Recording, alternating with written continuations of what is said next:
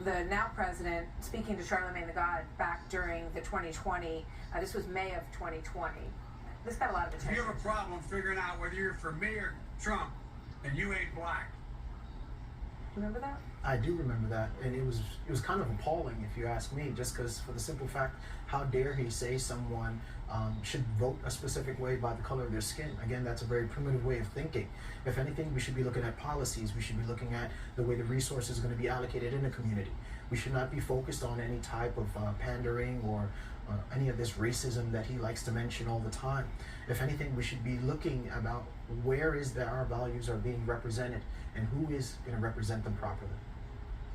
Adam Solis, thank you very much. You're very welcome. Thank you. Wonderful to have you with us today. And it's a really interesting shift that's happening, and we'll see if it is, if it's a meaningful shift in terms of what happens in the election.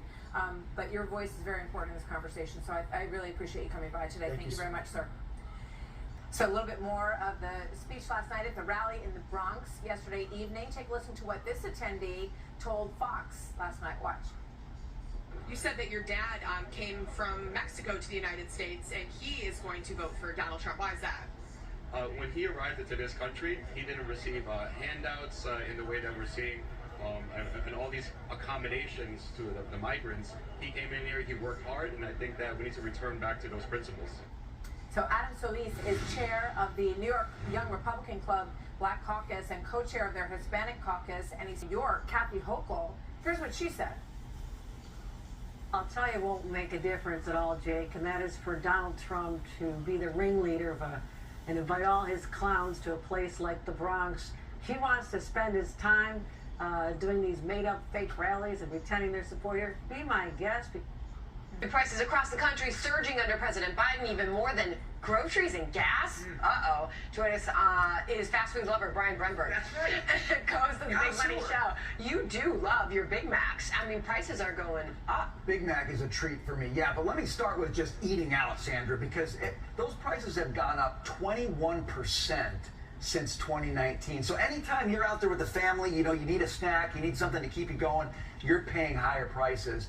But now let's look at some of these prices based on the foods you like to eat. So there's your 21% right there.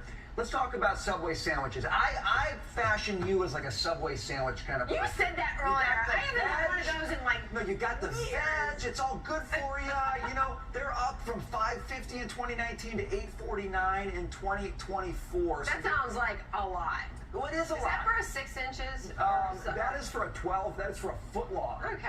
Right. Well, but it's still okay. You like that Chipotle? But it's up a lot. It's up a lot. Go to Chipotle. Look at this. Okay. Can you believe in 2019 you get a Chipotle burrito, chicken burrito for $6.50? Yeah. You're paying $10.70. That's not happening today. Yeah. Now the only nice thing about that is you can split those in two and save a little bit for later. But you can't with this one. This one's the granddaddy of them all. Big Mac meal. This for me is still a great treat. Yeah. What was right? $5.99. $12+ for a Big Mac? And it's even worse in cities like New York. This is for the Big Mac meal, okay? So you're getting the fries, you're getting the drink, but still, you think about taking the family out. You want to treat them right. You want to give them the special deal. You're paying $12 per meal. You so got 4 of those meals, you're at $50. That's like what it used to be to eat out at a nice restaurant for a couple. Wow. That's interesting. All right, well... That's why people don't feel good. That's why they're upset about this economy and they say it's not working. And that's why they see this stuff. They feel it every single day. Yep. All right, great to have you. You bet. Thank you. Disproportionately being harmed by inflation and the migrant crisis. Real earnings for African Americans are down 5.6%. African Americans are getting slaughtered. Hispanic Americans are getting slaughtered. And these millions and millions of people that are coming into our country, the biggest impact and the biggest negative impact is against our black population and our Hispanic population, who are losing their jobs, losing their housing, losing everything they can lose. New Yorkers from the Bronx and Brooklyn told Fox they are fed up. You're taking everything from the blacks around everywhere. It's Hispanics, all the people that don't have a lot. You're taking that and give it to the illegal aliens, which is totally wrong. The border crisis is a big deal because we're seeing a lot of it affect New York City. It hurts everyone down to healthcare systems, and it's really poisoning us. So we just need to figure out how to get this city back. New York's Democratic Governor Kathy Hochul, though, downplaying the rally and attacking Trump supporters. Tell you won't make a difference at all, Jake, and that is for Donald Trump to be the ringleader of and invite all his clowns to a place like the Bronx. New York will never, ever support Donald Trump for president. There were a couple hundred counter-protesters or so who also attended the rally. John? All right, Brian Yanis for us. Thank you, Brian.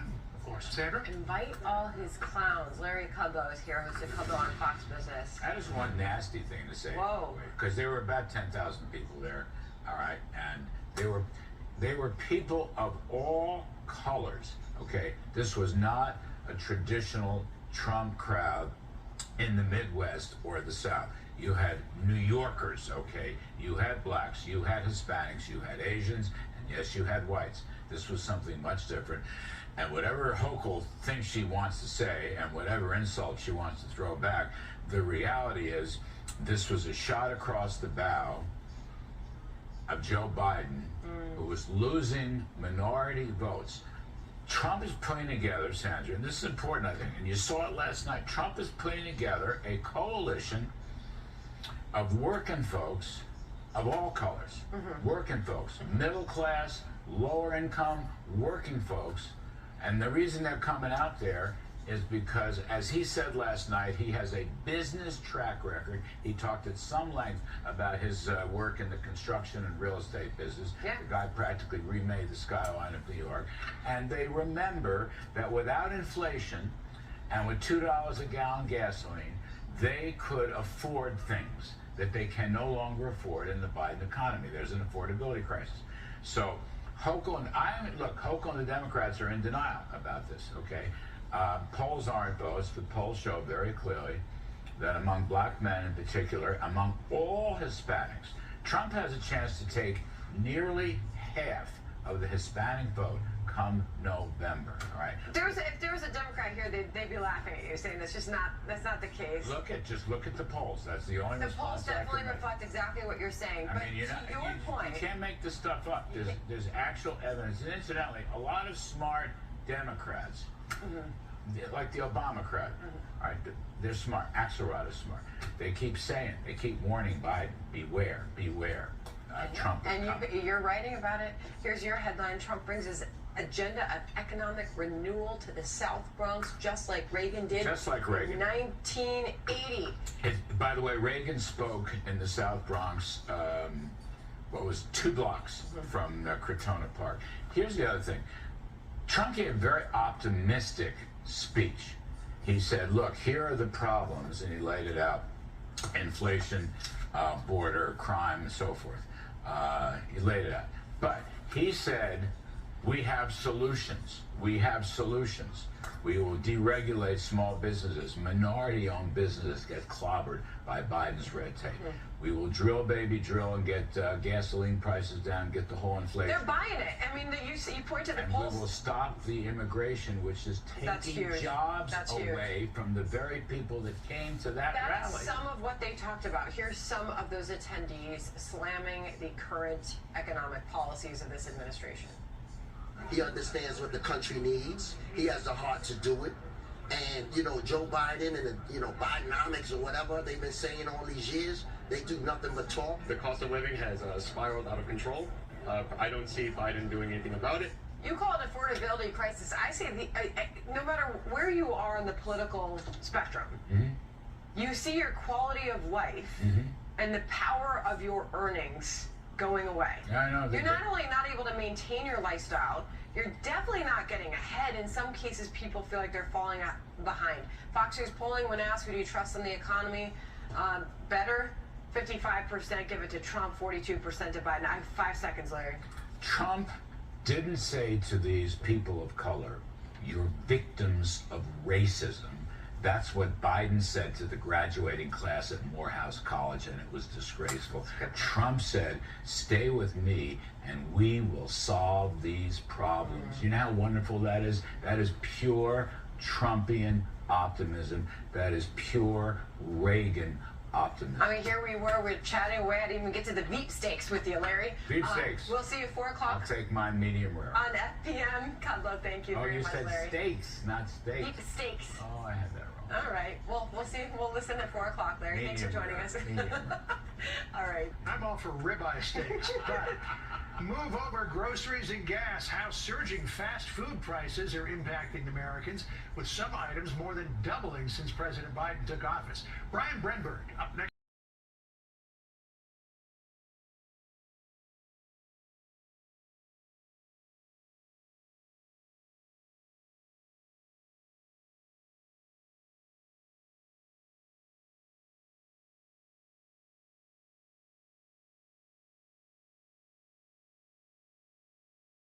Boy! Yeah.